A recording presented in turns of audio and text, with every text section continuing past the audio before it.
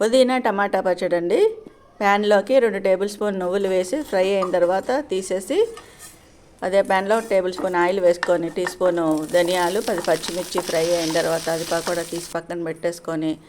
ఒక కట్ట పుదీనా క్లీన్ చేసుకున్నది వేసి అది కొంచెం మగ్గిన తర్వాత పచ్చివాసన పోయిన తర్వాత 4 టమాటాలు కట్ చేసిన ముక్కలు వేసేసి కొంచెం సాల్ట్ వేసుకొని అది కొంచెం మగ్గిన తర్వాత కొంచెం చింతపండు వేసి అది కూడా పూర్తిగా మగ్గిన తర్వాత